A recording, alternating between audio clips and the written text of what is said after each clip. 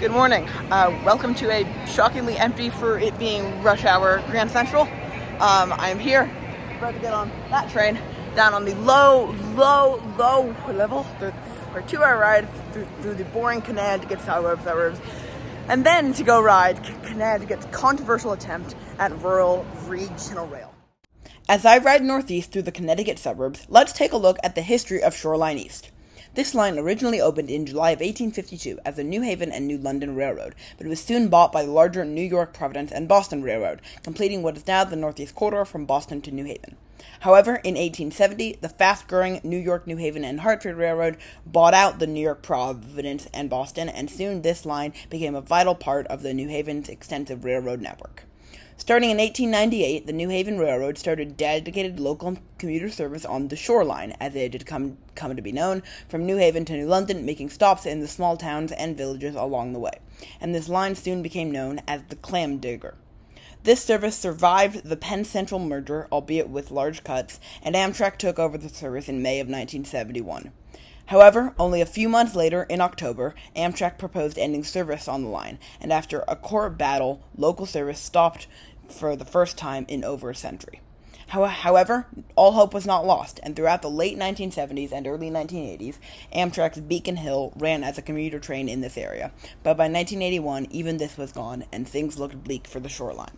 However, the Connecticut Department of Transportation realized that rail service was very important to this area, and in May of 1990, Shoreline East service started. Expansion soon happened, with service to New London starting in 1996, and service to Stamford starting in 2001. Also starting in 2001, stations were renovated to have accessible high-level platforms, and in 2008, year-round weekend service started. In 2013, New London service was greatly expanded, causing a big increase in ridership. Just last year, in May of 2022, the Connecticut DOT bought new electric M8 trains for this line, and all was looking up. However, COVID took a big toll on Shoreline East ridership, and now the 2024 Connecticut state budget is cutting funding to Shoreline East, meaning service will almost certainly decrease. So with the history and some extra context out of the way, let's see me in New Haven. Hello, welcome to the New Haven Union Station space hallway. I've gotten off my train. I went out and bought a Shoreline East ticket, but the funny thing is Amtrak operates your Shoreline East, and that means you can do this. You can buy an Amtrak e-ticket, but I didn't actually pay for this with Amtrak points. I'm not 16 yet, so I can't get Amtrak points through it. But it's hilarious that you can get an Amtrak ticket for Shoreline East that is not valid on Amtrak. And I'm gonna try and keep this, and if I can, I will probably buy another one in New London that I can keep. But this is very funny. Now let's go up to track 10. Okay, dubbing this clip over because the audio was pretty bad. Essentially, I was explaining why I'm calling Shoreline East Connecticut's controversial attempt at rural regional rail. And the answer is pretty simple. It's nothing to do with the line. It's that starting next week, starting Tuesday, September 5th, 2023, service is going to take a massive hit. And that is really not a good thing, because service already isn't very good, and that doesn't lead to super high ridership. However, the answer to lower ridership isn't to cut service. I mean, I know that might seem to be the answer because it saves money, but that's really not the answer, because that's not going to attract new people. The answer is to add TOD, or add park-and rides, or add stuff that will attract more people to the line. However, Ned Lamont, or someone else in the Connecticut state government who works under him and who decided to put this in the 2024 state budget, is not really subscribing to the theory of, being smart. So yeah, and it really sucks, because rural regional rail is a concept that isn't really done much in the U.S. I mean, this is the only true rural regional rail line. There are other rural commuter rail lines, but they all go to big cities. I mean, both New Haven and New London are pretty small, and everything in between is even smaller. So that is why I am calling it Connecticut's controversial attempt at rural regional rail, and now I'll see you further down the line. Okay, I may have just cut the last clip short because I started rambling on about abandoned stations and freight trains and stuff. If this is a weird transition, that's why. But yeah, long story short, you just heard heard about the controversialness stuff, and there are two fun facts. One, there's a freight railroad that goes to a stone quarry, I think, that I saw a train of. Cool. And two, there's a ram station near where we are now in Branford called Stony Creek. That's how the clam digger, which was the Amtrak and then the New Haven predecessor to this line, that's how that got named. People would dig for clams near the Stony Creek station. So yeah, now we're just running through cool rural areas with some occasional glimpses of the Connecticut shoreline, but we'll get a lot more of that up in Niantic, where there's a really, really beautiful section, which we will be riding twice, because I'm going to New London just to say I've ridden the whole line, and then we're going to go back to Old Saybrook. So yeah, I'll see you further up, like maybe, I don't really remember where the next cool thing is, but somewhere up the line. I didn't film a huge amount along this section, but we got a lot of scenery, largely just forests and swamps, which were still really beautiful.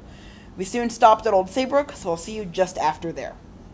Okay, so you may notice we're kind of long railing. There are two tracks for there, so at Old Saybrook there's a third track. That's the SLE sort of dwelling track. Oh, and that's an SL.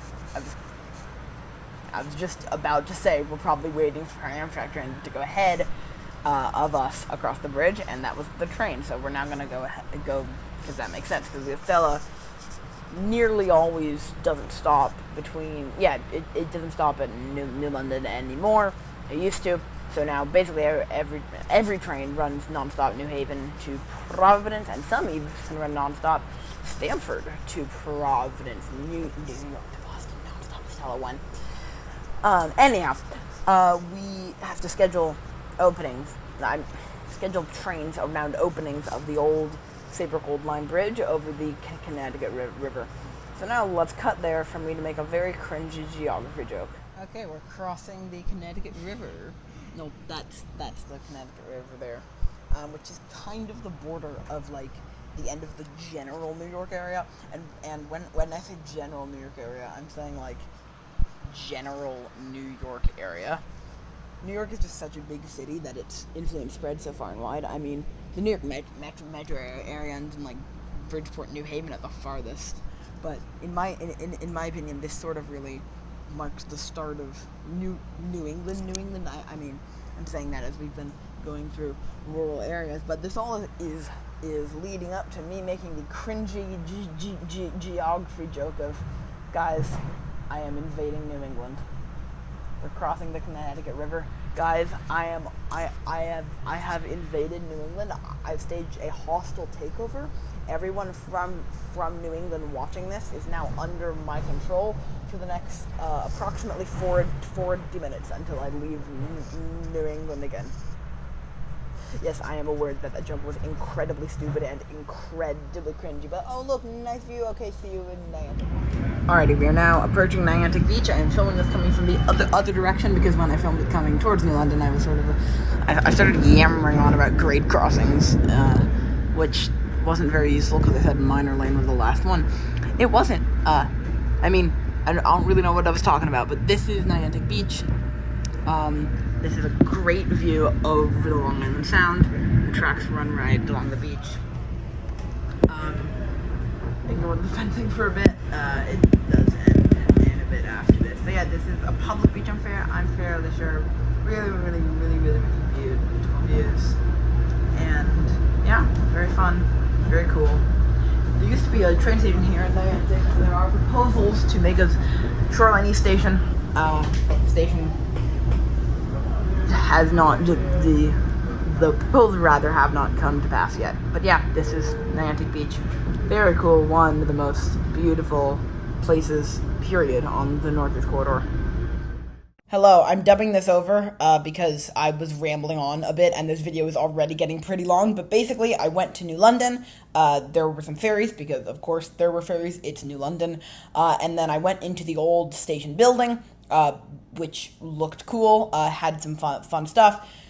There's nothing particularly historical in there, but I did get a kick out to the fact that there's a Greyhound, ticket office or some Greyhound thing in there, when the Greyhound stop in New London is quite literally just a bus stop.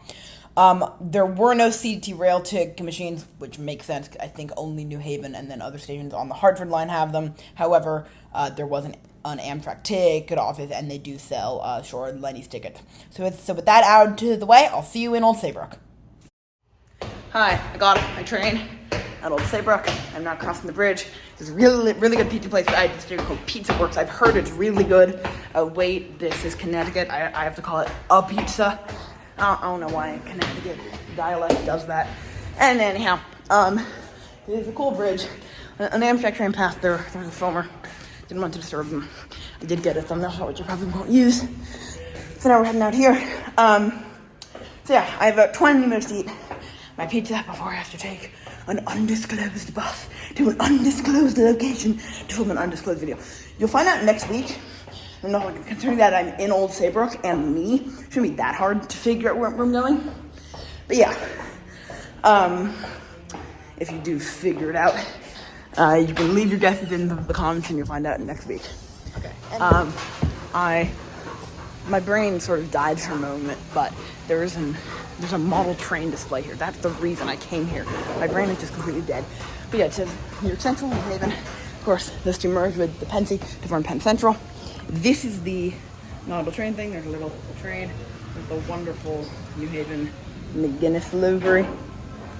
I did order pizza to go because I have to go get the bus soon for my undisclosed video next week.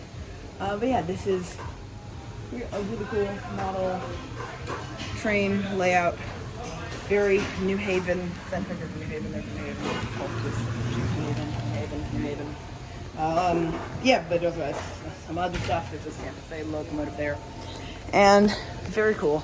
I like it a lot. If you ever wanted to come here, if you're ever in Old Saybrook, Pizza Works, very good. And also, they have another one here.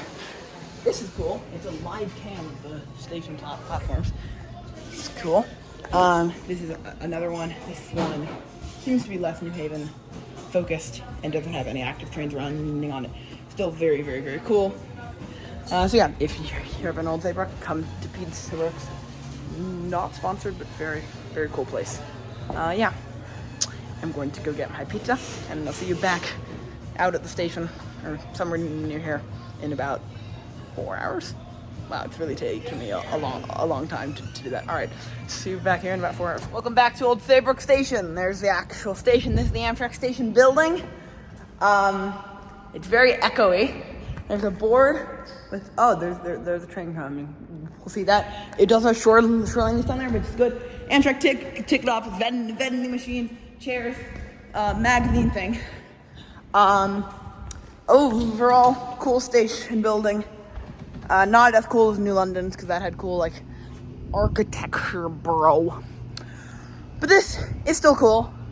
I find it mildly funny that it says last call on both there and also on the platform screens, and yet the train's not even here yet. But I will film the train when it comes by. So let's cut to that now. And now it's time for the Old Saybrook Foamer compilation!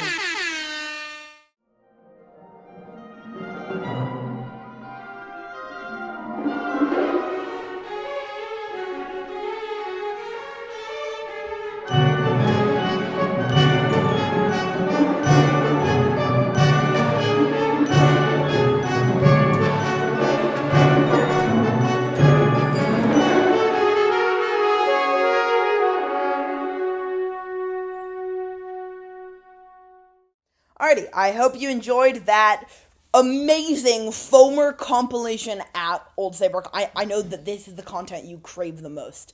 Anyhow, I forgot to film an outro, so I am saying bye now. Thank you so much for watching this video on Shoreline East, Connecticut's controversial attempt at rural regional rail.